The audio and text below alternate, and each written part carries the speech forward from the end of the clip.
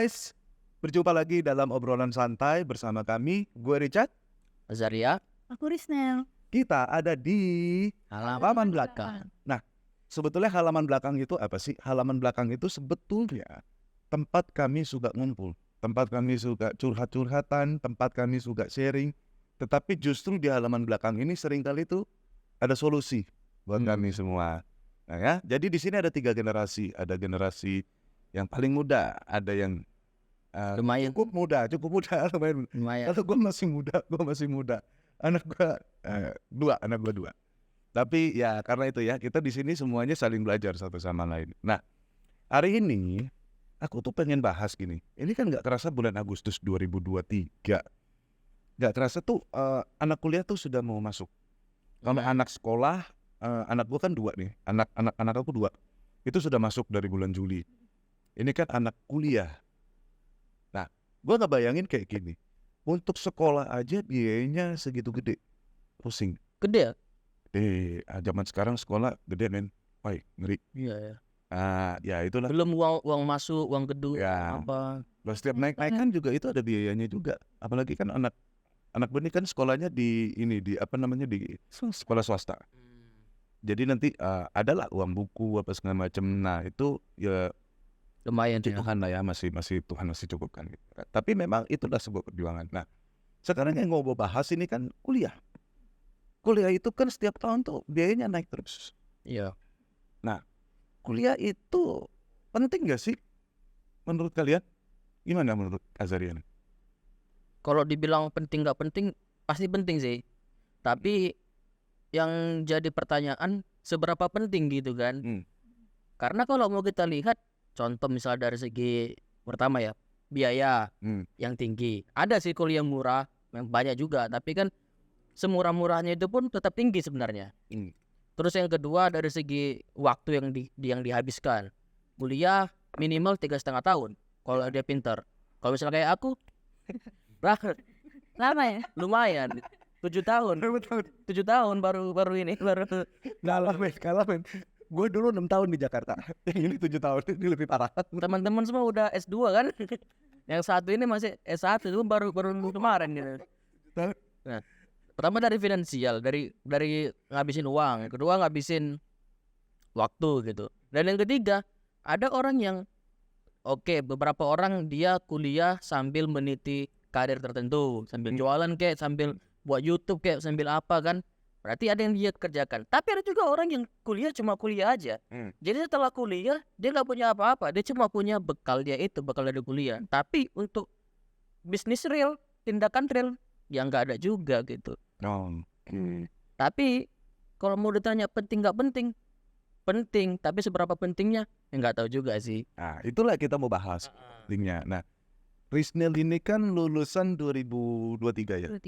2003. Harusnya kamu kan masuk kuliah nih ya, bulan ini ya? Iya. Kamu ambil kuliah?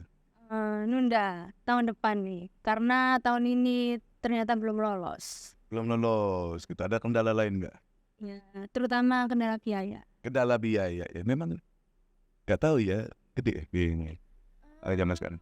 Untuk negeri sekarang udah banyak lah berita-berita kalau UKT-nya lumayan mahal. Kalau anak kita bingung juga sih ya, gue dari Jakarta, yang ini dari Medan, yang ini dari Surabaya. Jadi ngumpul kita semua. Jadi gue kebiasaan gue, yang ini aku, yang ini apalagi aku kau atau gimana gitu ya kan. Tapi it's okay lah, justru ini kan intercultural gitu ya kan, kita ketemu. Dan ini tuh antar generasi. Jadi kita sukanya tuh kadang-kadang kita suka ngobrol di sini tuh ada antar generasi tuh kepikiran gitu ya kan. Nah, Ya boleh nih. boleh dong. Oke, coba panjangan aja kan. Cuman gimmick doang. Gak boleh diambil, boleh. Ya tapi kalian syuting berikutnya ya siapa lah yang beli lah ya. Oke gini. Zamannya gua kuliah dulu kan itu sebetulnya ya buat cara pemikiran gua tuh berat biayanya. Ada satu dari orang tua juga nggak sanggup. Akhirnya gua harus bekerja gitu ya kan. Oh berat. Sampai kuliahnya 6 tahun itu bukan karena gue malas, karena harus sambil bekerja. Jadi ada salah satu yang pekerjaan lagi padat banget, itu harus ada yang dikorbankan. Tetapi pada saat ujung-ujung kuliah ya mau gak mau pekerjaan dikorbankan gitu ya kan. Nah dengan biaya seberat itu Dan Priscilla kan ini pernah gagal kan kemarin ngetes apa tuh tes yang baru di zaman UTBK ya. Nah, jadi apa kamu nggak putus asa gitu? Jelas dong, awal itu pasti sedih. Sedih banget. Cuman ya di depan orang harus terlihat baik-baik saja.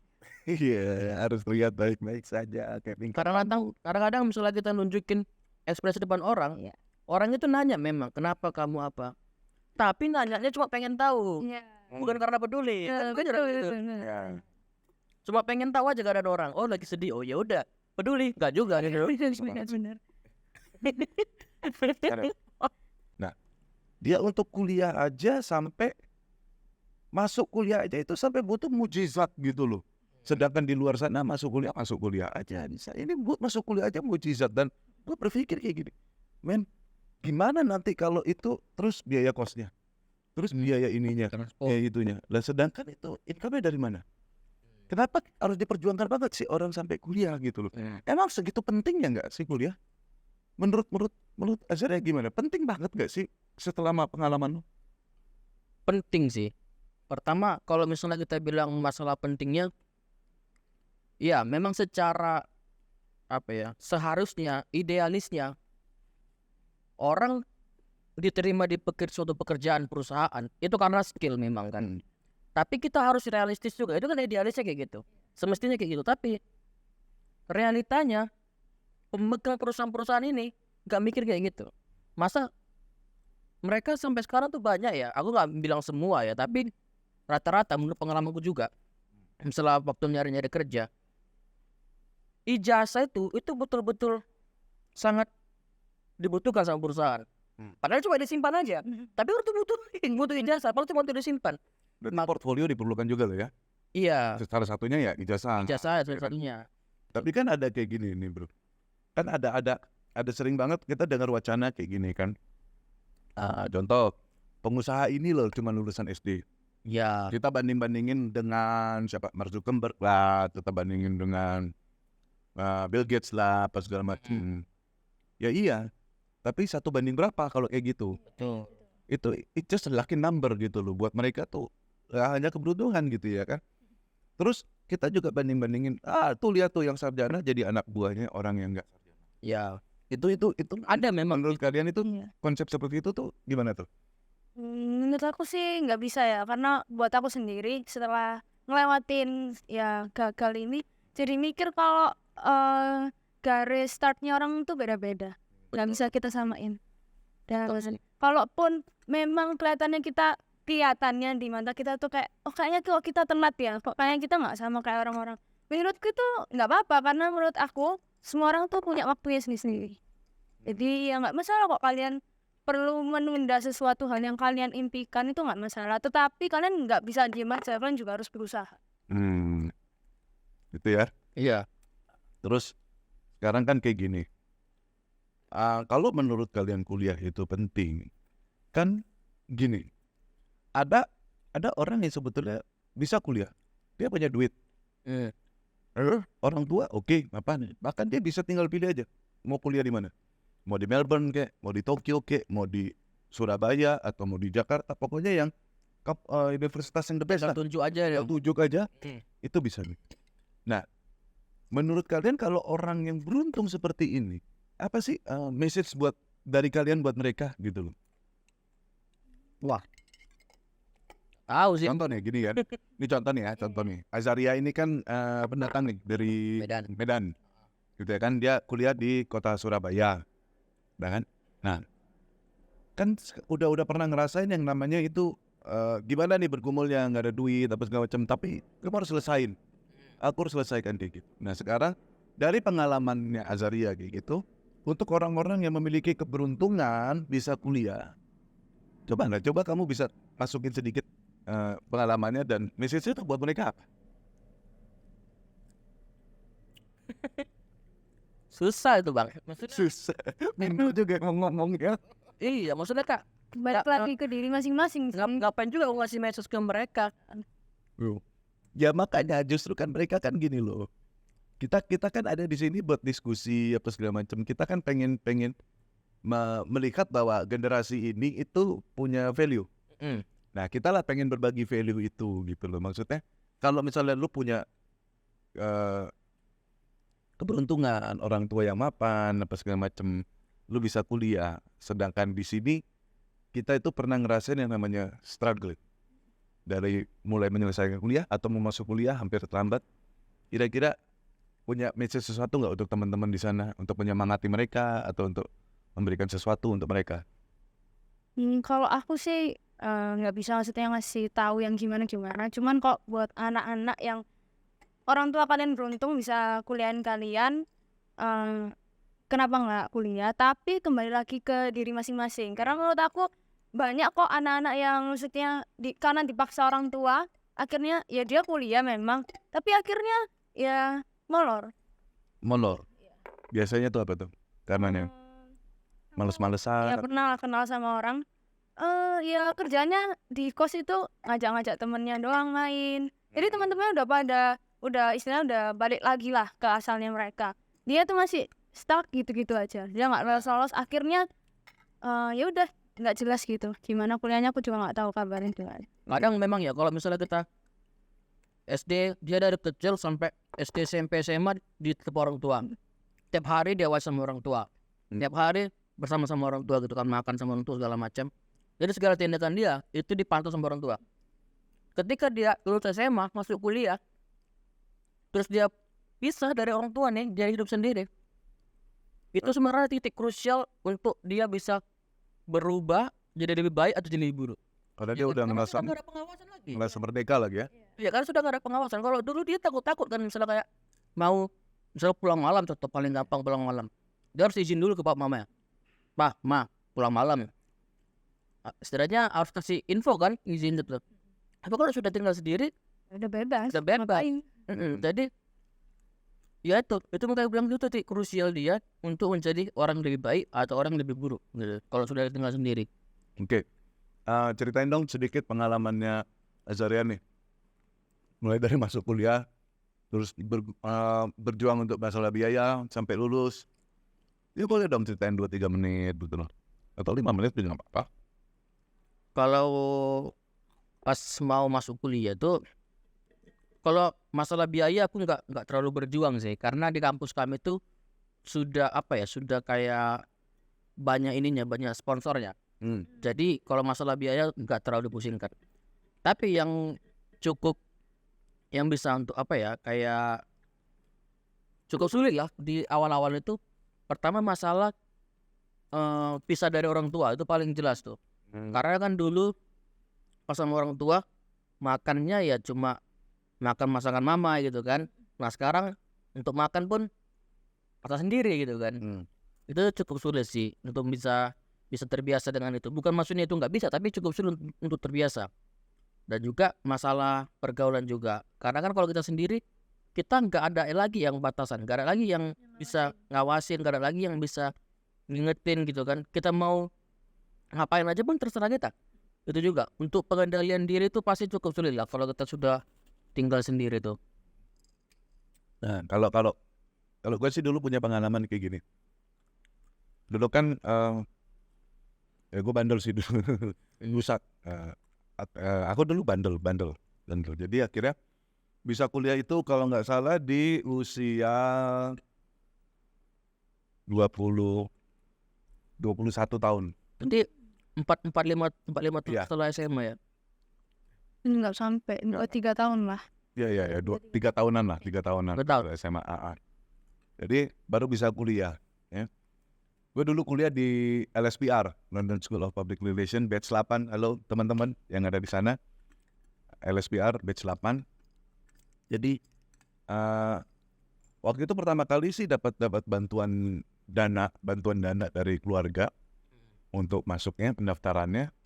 Tapi berikutnya maksudnya gini, ya gue sih paham aja gitu loh ya kan, kalau orang membantu itu dia pengen butuhkan pertanggungjawaban. Iya. Jadi pertanggungjawabannya jadi kirim transkrip nilai lah setiap semester apa segala macam. Nah saat itu dimana gue itu lagi usianya lagi masa-masanya tuh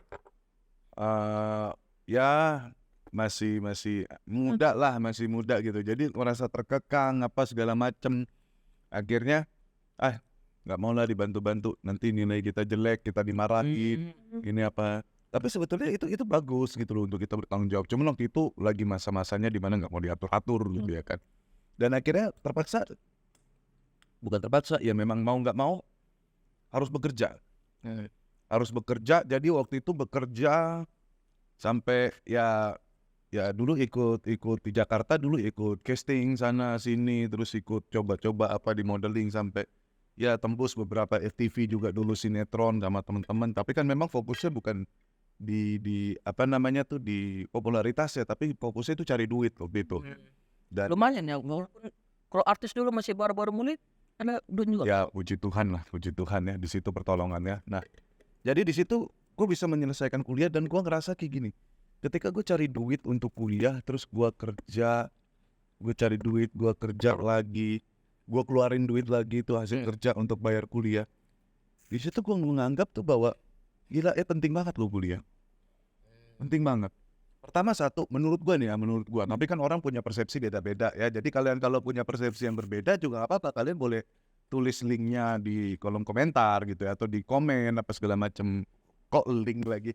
Tulis komentarnya di pendapatnya ya di komentar. Nah, menurut gue pertama satu, ketika kita kuliah, kita melatih kerangka berpikir kita. Itu loh. Jadi nggak peduli lu sukses atau nggak sukses, tapi lu bisa melatih kerangka berpikir lu. Gitu loh. Habis 1 jadi 2, habis 2 jadi 3, 4, 5, 6 terus. Itu akan terus tersusun dengan baik. Jadi kita terbiasa untuk ketika kita berpikir itu kita memikirkan tentang efek dominonya kayak gimana. Gitu loh. Dibandingkan kita kalau misalnya nggak kuliah, kita kerja, kita langsung terjun di lapangan, kita bertarung. Pokoknya dari 1 gua langsung ke 10 kalau bisa. Nah kalau kuliah itu menurut gua itu membuat kita tuh bisa ada step by stepnya kita memahami. Nah itu buat gua. Makanya waktu itu gua pikir ini penting banget. Jadi setelah gua ngambil kuliah, gua dapat ijazahnya nih. Ya terus ijazahnya mau dipakai buat apa? Terus berguna buat apa? Ternyata itu berguna. Waktu itu sempat gue ditawarin pekerjaan demi pekerjaan. Dan memang jenjangnya cepat, bayangin aja. Lu smart, tapi lu gak punya ijazah. Ya. Come on. Ya kan? Oke lah kita ngomong bisnismen itu lain gitu loh. Itu bisnis lain. Tetapi kita berbicara tentang dunia karir. Kamu tuh smart, kamu pinter, kamu hebat, kamu kuasain pekerjaan itu, tapi kamu gak punya ijazah. Nah sedangkan perusahaan punya standar. Itu kayak emas tapi di gunung. Nah Gak ada yang tahu. Itu akan pakai emas sih, tapi gak ada yang tahu. terus kan kayak gini kan. Ada nih pengusaha nih, tapi ini jangan ketawa ya, jangan ketawa. Pengusaha yang ngomong kayak gini, emangnya karyawan bisa beli rumah? Buat gue tuh pertanyaan konyol. Karyawan itu gajinya bisa gede loh, di level-level tertentu. Iya. Gitu loh. Kadang posisi juga kan. Iya, jadi kadang-kadang pengusaha itu suka ngeremehin mereka yang bekerja 9 to 5 apa segala macam. Buat gue tuh Nggak bisa gitu. nggak bisa kayak gitu loh. Pekerjaan 9 to 5 juga oke, gitu loh. Tapi asal lu serius. Nah, makanya menurut gua penting gua kuliah waktu itu. Dan gua bersyukur waktu itu gua selesain kuliah. Gua selesain walaupun itu tertati-tati terlambat sampai 2 tahun. Itu mungkin teman-teman gua nih yang ada di batch 8 LSPR jurusan Mass Communication Maskom tahu gua lulusnya di batch 10. Gue ngambil wisudanya di batch 10. Yang lain udah pada lulus, batch 9 lulus. Gue di batch 10 baru lulus. Tapi at least ketika gue lulus, gue memiliki jenjang karir di pekerjaan kan. Karena gue tinggalin Jakarta tuh, gue tinggalin dunia entertainment. Gue punya, ya pokoknya gue punya fokus ke sesuatu. Dan gue waktu itu masuk ke dunia karir. Mulai dari development, sampai masuk ke manager, senior manager, sampai gue masuk ke director. Dan itu hanya dalam waktu 2 tahunan. Cepat ya berarti ya. Sangat cepat. Karena apa? Pertama satu, mereka melihat ada kapabilitas dalam diri gue. Gue mampu untuk memanage sebuah itu. Tapi yang kedua, ketika kemampuan gue itu pengen di-upgrade posisinya, gue mumpuni dengan apa? Standarnya ada ijazah. Iya betul. Nah, kalau menurut gue pengalaman gue, makanya gue berjuang habis-habisan, kerja jungkir balik, sampai tidur itu di mobil. Di mobil, tidur di mobil, karena gue nanti masuk ke lokasi syuting lagi. Terus nanti gue juga waktu itu PR juga. Terus gue juga dulu jualan asuransi. Terus gue juga nanti harus ada fashion show juga gitu ya kan. Terus nanti pagi-paginya gue kuliah lagi. Gue jalanan itu setiap hari. Dan gue bersyukur gue bisa selesaikan itu. Nah itu menurut gue. Jadi kalau misalnya kalian saat ini nih ya, kalian punya orang tua nih ya, kalian punya orang tua bisa kuliahin kalian. Sayang banget kalau lu main-main kuliah. Padahal Iya. cuman it takes 4 tahun maksimal lah. Kalau lu serius tuh maksimal 4 tahun. Lu bisa selesaikan. Setelah lu selesaikan, lu akan ngeliat sendiri hasilnya kayak gimana. Gitu loh. Akan melihat sendiri, cara berpikir gue berubah ya. Cara gue menganalisa sesuatu berubah. Cara gue memanage hidup gue, memanage waktu gue, itu berubah. Karena apa? Pada dasarnya kuliah itu bukan berbicara tentang knowledge buat gue nih. Tetapi responsibility. Di kuliah itu tanggung jawabnya berat. Nah itu menurut gue. Sekarang banyak orang, apalagi anak-anak ini ya, anak-anak muda nih, mereka tuh kemakan omongan kayak gini. Ayah, kuliah itu belajarnya itu cuma kulit-kulitnya aja. Nanti kamu di lapangan langsung, misalnya di kerjaan atau di bisnis atau di apa, itu ilmu kuliahmu nggak bakalan kepake semua itu bakalan kebuang semua. Kamu bakalan belajar nilai apa ya, aslinya tuh bukan yang di kuliah itu kan, gitu kan mereka kan kemakan kayak gitu. Ya. Padahal kembali lagi yang tadi, memang kita harus secara jujur ngomong, ilmu di kuliah memang sering kali nggak kepake di pekerjaan, itu betul. Tetapi cara kita berpikir dan cara kita mengelola masalah itu dan mengambil sebuah kesimpulan, mengambil sebuah tindakan, kerangka berpikir yang kritis itu ditemukan di mana? Di kuliah. Emang bisa juga sih di hari-hari juga bisa sih. Tapi di kuliah juga sangat menentukan. Ada dalam dunia kuliah itu kita diberikan kebebasan juga untuk berpendapat. Ya, Itu kalau kampus yang benar. ya. Tapi ya kalau misalnya kemarin apa yang kayak pandemi itu juga susah sih. Ya. Kita mau ngomong gimana ya? Karena Zoom apa? Tapi kalau itu agak susah sih. ini cepat banget ya abis nih ya. Enggak, emang dikit berarti. Kayak gitu ya. Bocor Berarti berikutnya untuk episode berikutnya nih ada banyak ini ya. Semoga ya cepat-cepat channel ini bisa jadi endorse gitu kan, dapat endorse gitu. Bocor bawahnya. Oke. Nah, jadi itu kan lu biasa dengar teori-teori kayak gitu di mana tuh? Prospek lah. Sosmed. Rizal sering dengar kayak gitu. Sering. Menurut Rizal kayak gimana? Enggak, ya itu salah sih menurut aku. Dan menurut aku orang yang komen-komen kayak gitu kebanyakan mungkin waktu kuliah kupu-kupu, maksudnya kuliah pulang. Jadi dia menurut aku kalau misalkan kalian kuliah nih, kalau bisa ambil organisasi, itu menurut aku penting banget. SMA aja kerasa gitu loh, kalau organisasi itu penting, apalagi kuliah. Kalau misalnya kalian nggak mau yang terlalu berat kayak BEM, bisa HIMA atau UKM, unit kegiatan mahasiswa kalau nggak salah, itu kan bisa. Itu untuk aku yang udah ngobrol sama alumni ya, UKM itu sangat berguna loh. Maksudnya ya mungkin kelihatannya anaknya kayak lesu, pulang capek, tapi ya ada senengnya kok, ada kebahagiaan tersendiri ya, yang nggak mungkin kita nggak bisa jelasin nih apa nih senengnya, tapi ada loh rasa kesenangannya tersendiri gitu loh, yang nggak bisa dijelasin, tapi penting banget menurut Iya. aku organisasi. Nambah pengalaman juga kan? Iya benar. Pengalaman berorganisasi, pengalaman berbaur dengan kelompok, gitu-gitu kan penting tuh. Terus gini, kan gue sering denger sih teori-teori yang berkembang kayak gitu kan. Memang Indonesia ini kan sekarang juga, bahkan orang Indonesia sendiri juga sudah mulai speak up gitu. Mereka juga sudah muak gitu loh dengan media sosial Indonesia tuh ya over gitu loh. Mereka tuh Ya. berlebihan dalam bereaksi, dalam apa lagi ya, mencari viralnya gitu ya kan. Yang penting viral apa.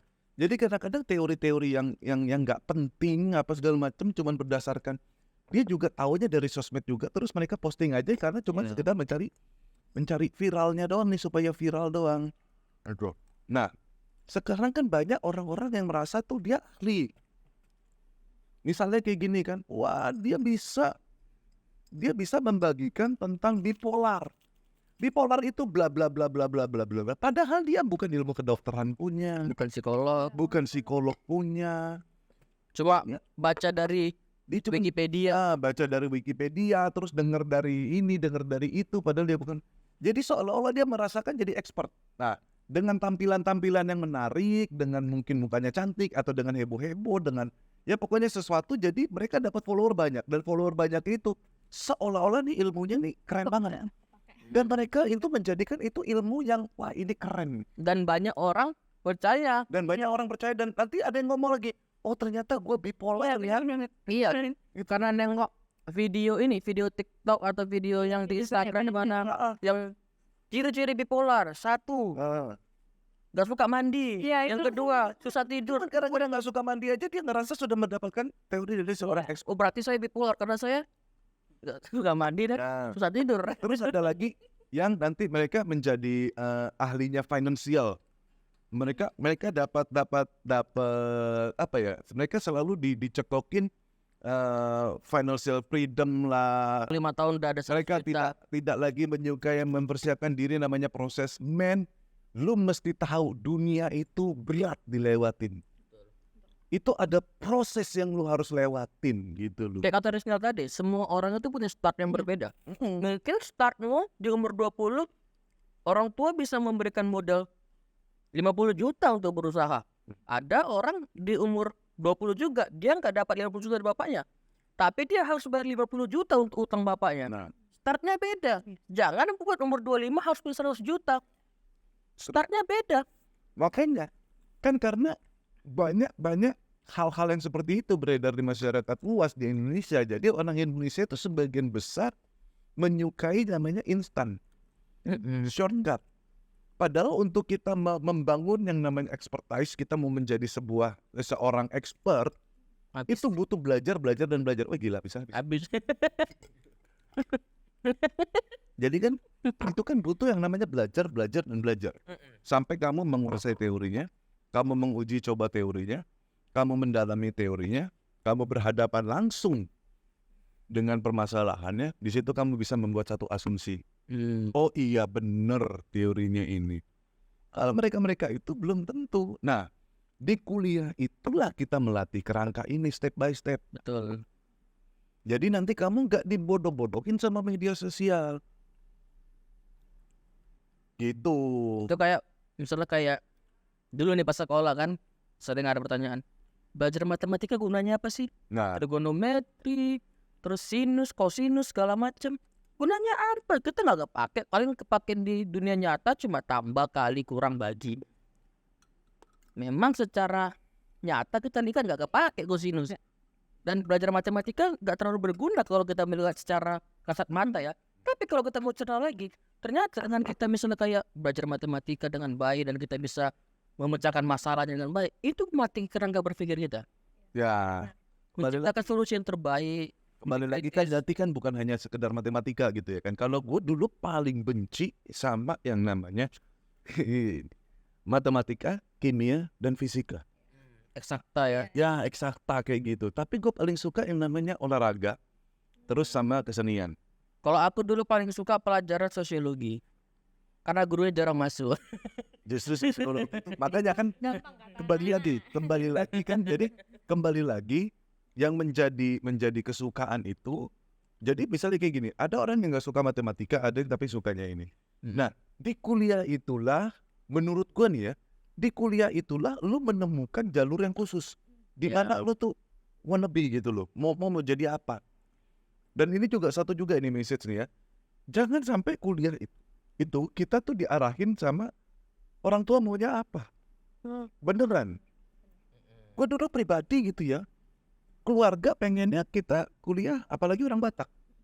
Orang Batak itu rata-rata kalau nggak dihukum, bukan dihukum maksudnya bukan dicap, Kuliah hukum. kuliah hukum, atau ngambil sesuatu yang nanti bisa masuk ke PNS lah, atau di polisi lah, atau apa segala macam. Kenegaraan. Nah, tapi kan gue punya passion sendiri. Passion gue itu di stage, di mimbar gitu ya kan, di panggung, di mana gue pengen melatih public speaking, dan akhirnya gue mengambil keputusan untuk tidak mengambil itu tapi mengambil public speaking. Dan akhirnya gue merasa semua yang gue pelajarin itu berguna. Dan itu akhirnya tadinya gue yang takut ngomong, gue nggak berani, gue nggak ngerti dunia broadcast, gue nggak ngerti namanya, ya pokoknya demam panggung lah. Dan akhirnya itu bisa merubah total kehidupan gue gara-gara gue menemukan satu jalur yang gue inginkan. Kalau kayak tadi Azaria, dia matematika apa segala macam, ya go ahead. Kalau gue lebih sukanya ilmu sosial. Makanya sampai sekarang gue lebih suka mempelajari tentang psikologi, mempelajari tentang sejarah. Gue lebih suka ke situ. Dan akhirnya gue mendalami itu dan ya nggak expert banget, tapi paling nggak jalur berpikir gue itu lebih ke nyambung lah ke situ. Oke, aku tadi ada mau nanya sih. Tadi kan abang mention tentang